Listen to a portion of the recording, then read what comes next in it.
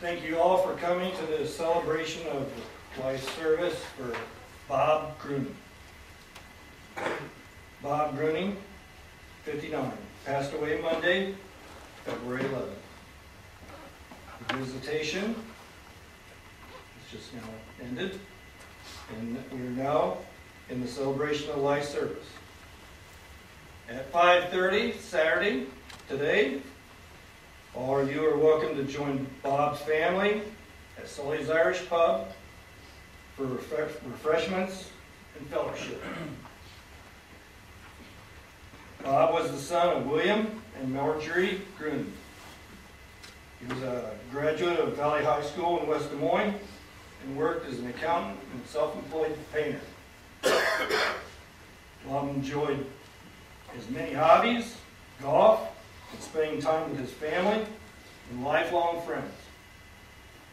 He is survived by his wife Becky, daughter Rebecca, Becky, Hennessy, grandchildren Jack and Aaron Hennessy, two sisters Gail, her husband Cliff Smith, and Gigi, husband KJ Johnson, and several nieces and nephews. Bob was preceded in death by both his parents. Memorial contributions may be directed to Bob's family. Monday was a very tough day for me. I'm sure everyone else. Tuesday I met with Becky and she asked me and some of the other gentlemen you'll hear after me, I want to come tell some stories about Bob. So I started wondering, what is a celebration of life? What is a wake? So I did a little digging. And I came up and said, what is an Irish wake? Irish wake says, well, part of it. They don't celebrate some of it anymore. There will be lots of food and plenty of drink consumed. People would come and socialize and tell stories and remember the departed person's life. This wasn't a time for tears, to say the least. It was more of a party than a funeral. It was the traditional Irish way of celebrating one's life and ensuring that they had a good send-off. So that's what we're going to try to do today. I'm going to try to do it. I'm trying to enjoy the day and tell a few stories. And as Becky said, they'll be clean stories. I'm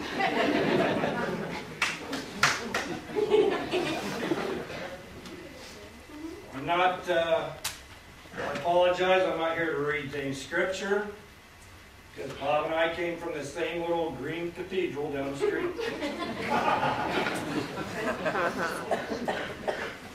As many of you know, the bar has a golf tournament. Been going on for probably 20 plus years, I'm not sure of the date. It's called the SOS. I wasn't there early on, but once I joined and started participating in this tournament, we'd go out, our team, and we'd shoot a pretty good round, come back to the bar, have a few drinks, find out who won. And that was Bob's team. Bob's team won. Oh, you were on it? Yes, you were.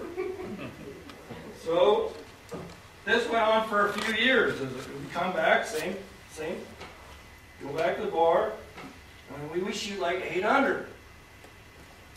Who won? Well, that's Bob's team. What's going on? So later on, shortly after that, I finally got to play with Bob. I was never his partner in the tournaments before that, so I got to be. Finally went out and played around with Bob. It was only then when I finally realized Bob had good partners. That's the truth. It wasn't Bob. So So we'd another round or two. Finally, I had to keep score. I was in the cart keeping score. We were out at TCI and went through the first hole, it's par 5. Got down, I put down my bogey. I think I put Mac down for a birdie, typical birdie. I said, Bob, what'd you get? 8. All right. He did that bad. It was pretty bad. Go to the next hole, par 4. I put myself bogey down, Mac probably birdie again. Bob, what'd you get? Got an 8. I know he was over there. It don't sound right. And finally, I don't know if it was Dubay or Mac or who, they said, Bob doesn't keep score. So, yeah, I finally realized, okay, Bob, he's just out enjoying the day. What everybody should do. Just enjoy the day. Now, I did have a video one time we were at TCI. Typical. This is Bob any Saturday, any Sunday, probably 94 plus times during the day. This is Bob. And I hope you see his reaction at the end. It's not loud.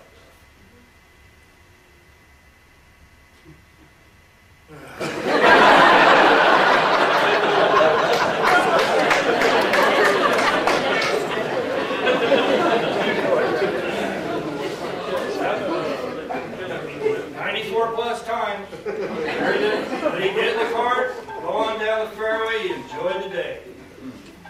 He wouldn't throw his clubs, nothing like that, like some of our other partners.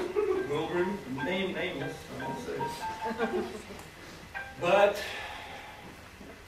I like to think he's in a better place now. He's playing better courses now.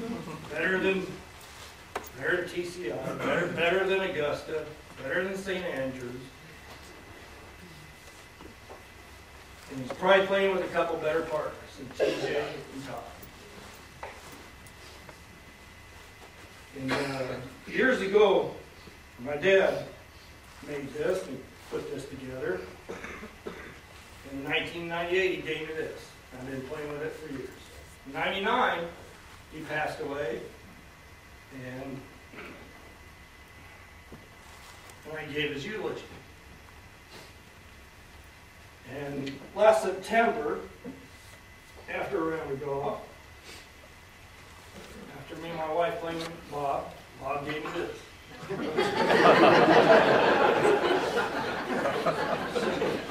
I probably won't play too many rounds with it. Bob, I thank you for this gift. Becky, I thank you for the honor and the privilege of being able to be up here today. And with that, Bob would say, Doug, you're in charge.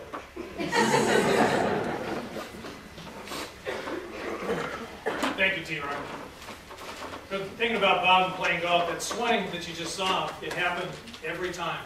Every time he stepped up the ball, each and every time. Even his putts look like that. So it's kind of one of the reasons he had 8s and 9s on his scorecard. But I guarantee you, after every shot he shook his head. Today, I know he's hitting it farther and straighter than he ever did. And he's a very happy man. But he's also looking on at all of us, shaking his head on how many of you are here. Thanking all of you for being here. I've got this little book, this little red book from Harvey Pennick that he knew from front to back. He had it memorized. He could tell you what page, what chapter Harvey talked about through his little instruction guide. But one of the things in here is a golfer's poem. And it really can relate to Bob and anyone that's ever played the game. They love this. Comfortless, the golfer's poem. I found him underneath the tree, and what is wrong, quoth I, that you so solemn seem to be under this summer sky. The birds above you gaily sing, the wildflowers brightly bloom.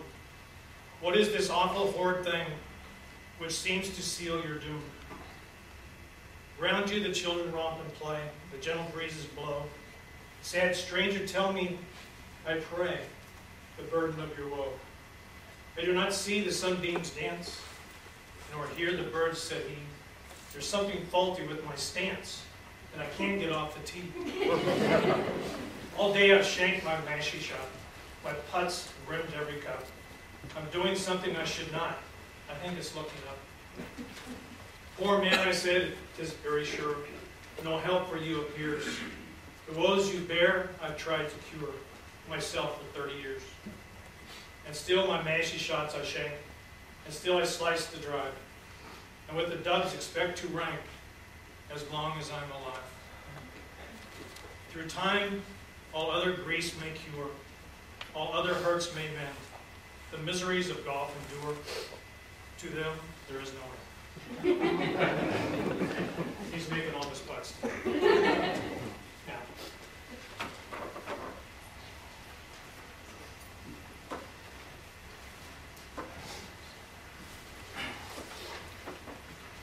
Again, I want to thank everybody for coming today. Hopefully I can make it through this without breaking down, but I'm going to give it a whirl. Let me find my glasses here.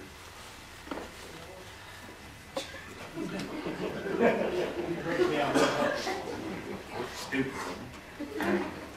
Bob was a man of many things. He was my golfing buddy. He was my partner in crime. And most of all, he was my friend for the last 30 years. I met Bob at Sully's after I started playing softball in West Des Moines. Come in and have a beer. There was Bob, all the other usual culprits, sitting at the round table. Yes, we were the original knights of the round table, Gary. It was Monday night, Tuesday night, Wednesday night. There was Bob, there was Kevin, there was TJ, Jack, Mark Barker, and myself, and a large host of other people that were there very, very frequently. Bob was sitting in the corner. He was in charge of confessions. He walked through the door.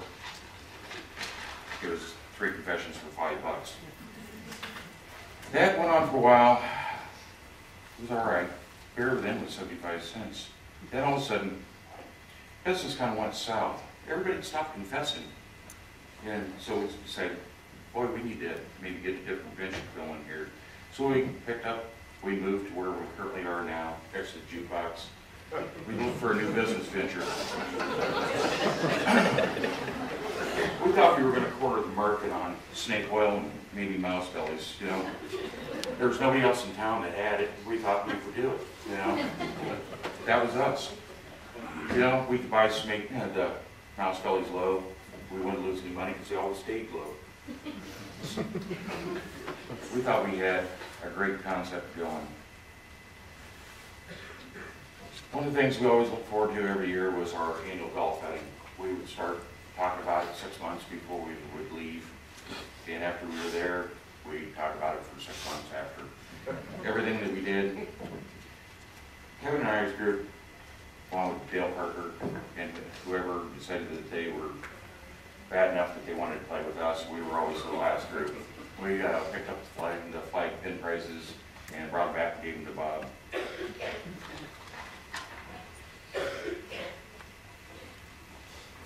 This is a true story. When Bob had his first episode, Kevin and I were walking behind him at Mercy Hospital.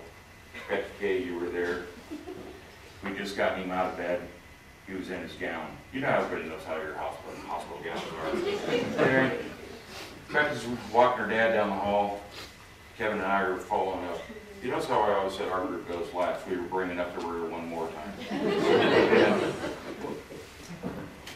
next thing you know, Kevin looks over to Bob and says, Bob, we're going to have to pick up the pace. See there, we're going to play it through. Bob's our doctor was standing at the other end. I thought he would have fallen over.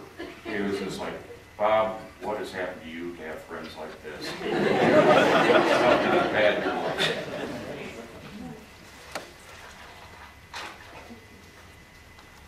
There's so many stories that I could sit here and tell you. I could spend days, hours. Kind of like the 3 men in the police started moving service when they were moving Jerry. Bob picked me up, along with Kevin. I'm going, we're moving Jerry, okay? Shouldn't we have a truck? Oh, no. Wait until we got to Kellogg and say, oh, by the way, we're moving her across the hall. Here the whole entire time. We got Who else is gonna be here? We're doing something, we have to have something. Now, then there was the infamous Fuller Road mouse open. And I can tell you that it was not a very good deal. Jeannie and Jim came out and it's like, looked at us, what are you two people doing? There's something seriously wrong with you two.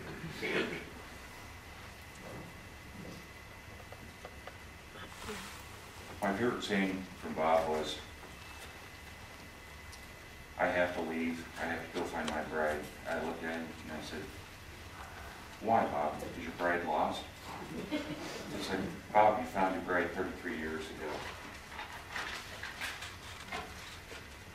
Then I would ask, Bob, are you going or are you leaving? Right now, I know you're gone, but you will never leave my heart, my mind, my memories. Becky, you and Bob have always been there for me, my wife, my family, through thick and thin. I can't tell you how much it means. It's not a fever for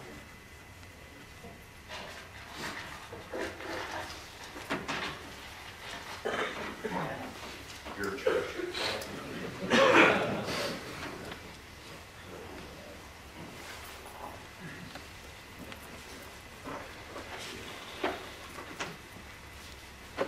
My name is Mark Adams, and I'm one of Bob's friends. And I have to tell you how I met Bob. And I'm sure that you probably are all thinking about how the first time you met Bob. And my story is called the Ring Story. Back in, and I don't have exact date, but back, I'm going to say late 80s, Janice and I had just moved into our house and we were remodeling and had my ring on and I was out doing some work in the yard and carrying brick because I didn't want to scratch it up. So I took it off and I laid it on the tailgate of my pickup. And well, I lost it. So in desperation, I called TJ, and a lot of you know TJ, my best buddy.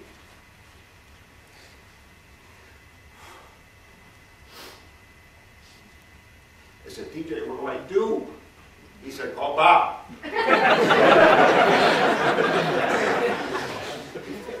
said, why am I going to call Bob? Because he has a metal detector and he could probably find it. So I did. I called Bob. And I didn't know Bob that real well yet, you know. So I called him up and I said, Bob, can you bring your metal detector up to the house because I need to find a wedding ring? He said, okay. So he came up and he said, okay, well, give me an idea of what you were doing, when you took it off, where you put it, you know, so he had kind of an idea where to start. And I said, so I explained to him, I took it off, put it on the tailgate of the pickup, and I had to drive some old bricks that I had on there, I had to drive them down to the dump, come back, and stuff like that. He said, I know where it is. I said, where? He said, where it fell off the truck.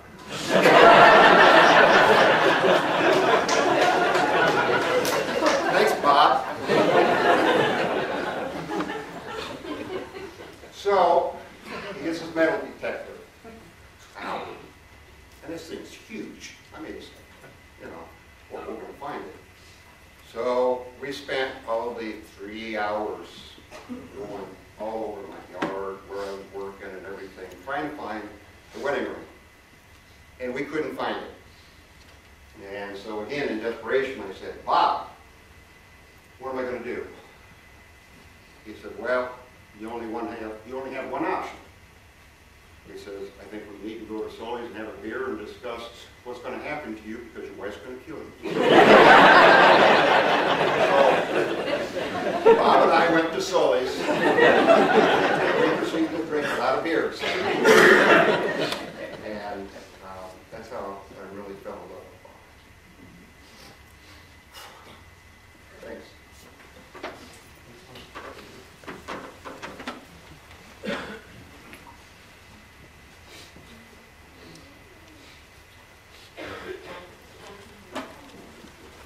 My name is Kevin, and we invite other people to share their story of Bob. Anyone? No? Sheriff us? You said only clean ones. Well, you can tell us later.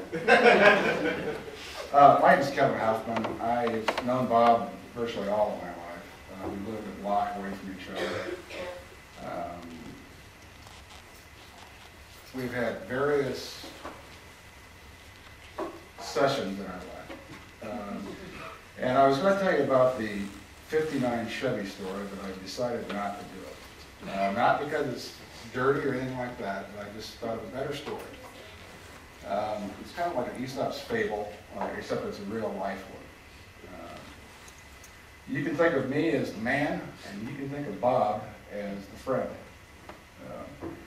There's a guy running, jogging along one evening. It was in August, 98 degrees, 98% humidity, but the guy decided to go out and jog. And he was running along, he saw a hole. And he looked down the bottom of the hole, and here was a $100 bill. And he thought, hey, I'm an enterprising guy, I'm going to jump in that hole and get that $100 bill. So I jumped in. And I made a mistake because I didn't realize how deep the hole was. And the sides went like this, so I couldn't get out.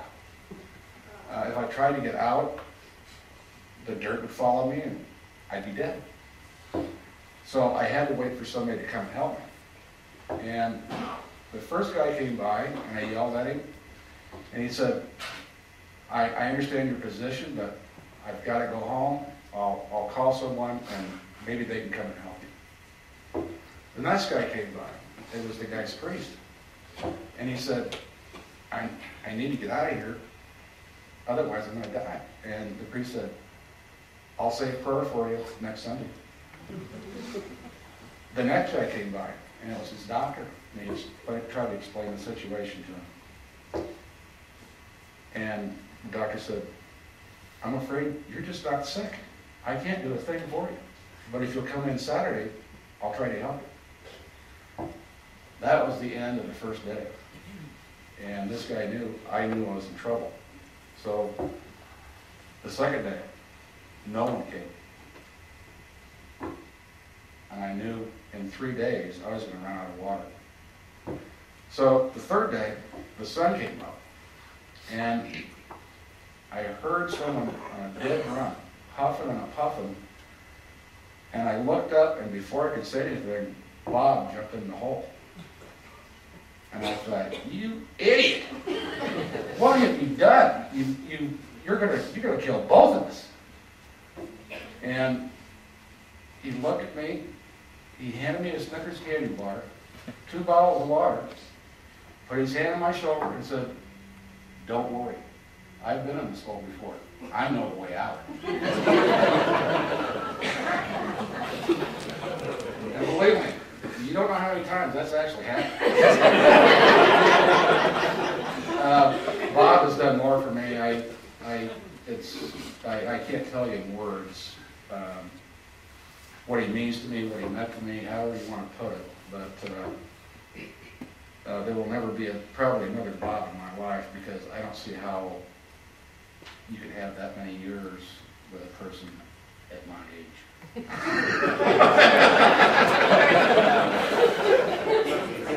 Now, are you sure you don't want to say something about Bob? I'm going to give you another opportunity. Because I know there's a lot of Bob stories out there. And I'll tell you this 59 Chevy joke later. But I've got a lot of those. Some are appropriate for this type of place, some are not. Don't get them up. We need our piper.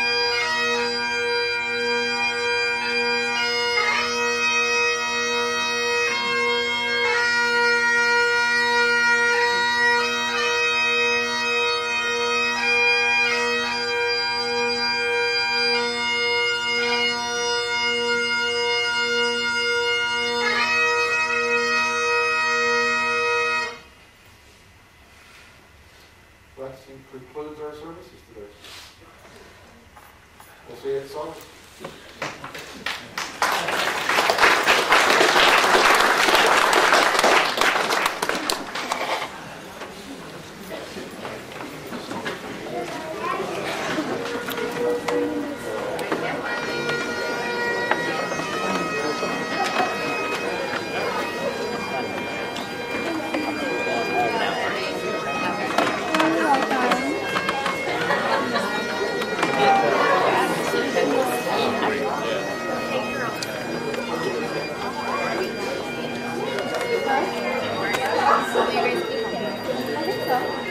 And on Monday.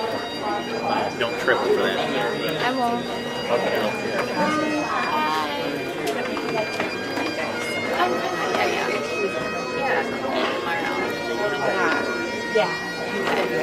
Tim, I'm gonna ride with you. I'm gonna pull up the car for the kids though. Oh yeah, we parked there. Oh, he's Matt's driving.